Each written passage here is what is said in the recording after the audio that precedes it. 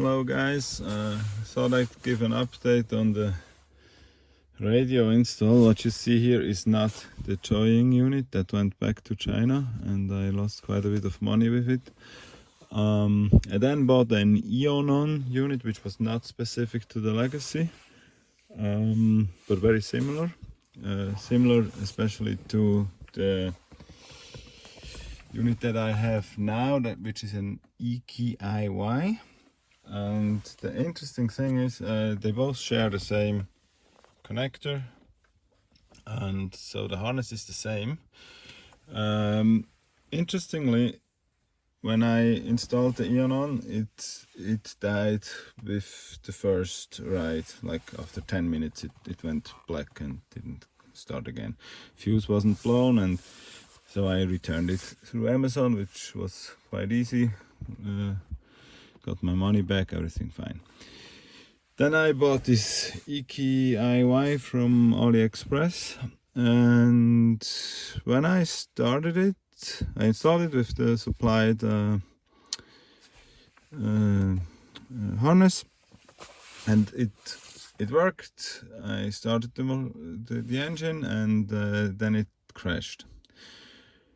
I didn't give it much thought at that moment, so I went into the menus and tried to configure the steering wheel controls. And same as with the Joying and also with the Eonon, volume up and down worked, mode worked, these up and down arrows worked, but not the phone related buttons, which are on a separate line on the harness.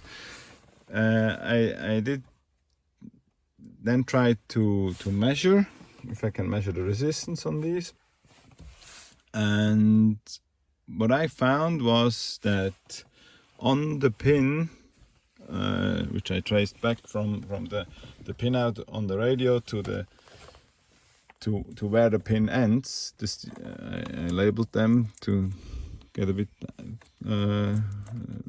more visibility for myself, and then there was the steering wheel controls too, and the pin they were sitting on the factory connector actually supplied battery voltage, so 12 or almost 14 volts when the engine was running, to what should be the input on the steering wheel controls, which definitely isn't right. So I turned the whole thing down and did some research, and I found, I'll put a link in the description, there's a website, I don't remember how it was called, from a guy who does some custom harnesses, and he has quite a lot of pinouts. And interestingly, Subaru changed the pinout on that factory connector after the model year 2011. So this is a 2011, and they built it from 2010 to 2011. And from the 2012, the steering wheel control pin is not the same anymore. So on the 2010 and 11, there is plus or battery voltage on the pin, where on the version from 2012, there is actually the steering wheel controls too. The website also listed which pin the correct one is, and I swapped these. I unpinned it and put it into the right place, and now all of the buttons work, and the crash didn't happen again. So huge success there. But then I tried to get the camera working, which still confuses me a bit, because the unit came with a camera. I connected it. There's not much to do wrong with that camera, and it just didn't work. I only got a black screen. And I also tried with my factory camera, which is what I want to use, because I'm not really interested in disassembling the rear hatch or even putting a cable back there. You have to go into the menu, and there you can switch for a normal camera, but that didn't work as well with the harness that I bought a while ago, not for that unit but for the Eonon, on AliExpress. And what I now found out is that connector, even if it looks right, it never was a really good fit, and the pinout was correct, but the pins never really made contact. They were bent when I tried to plug it in, and they didn't make contact. So, but that still doesn't explain why the factory camera didn't work. Anyway, after switching back to the normal mode, the factory camera for whatever reason worked, and now I was pretty confident that there is a connection issue there. So what I now did is I unpinned all the 4 connections. Sorry, difficult to film here. All the 4 connections on that plug, and put them directly into the factory connector from the car. And the pinout is as follows. There is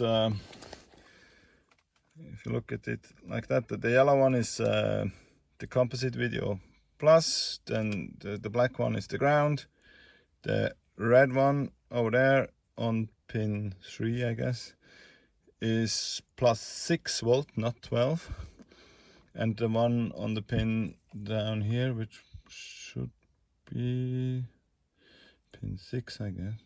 Did I just say 6? Then it must be 3 up there.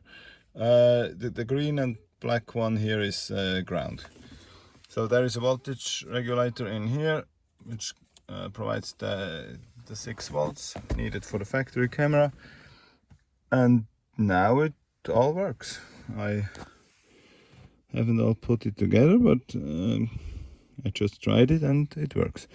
What I also did is I added a EKIY charger. Not sure if I can somehow show it down here. It's a generic module that I bought on AliExpress.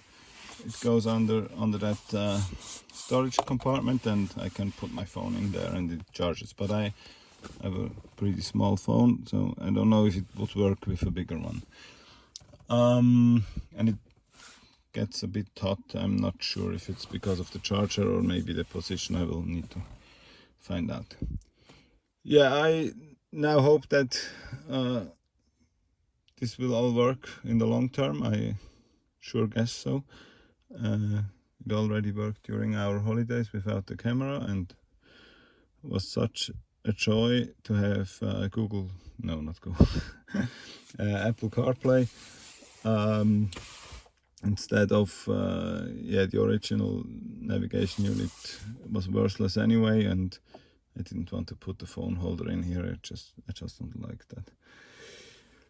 Yeah, great. I hope that this might help someone, especially the thing with the steering wheel controls, which was a bit tricky and unexpected. Now I will put this all together, and thanks for watching. Bye.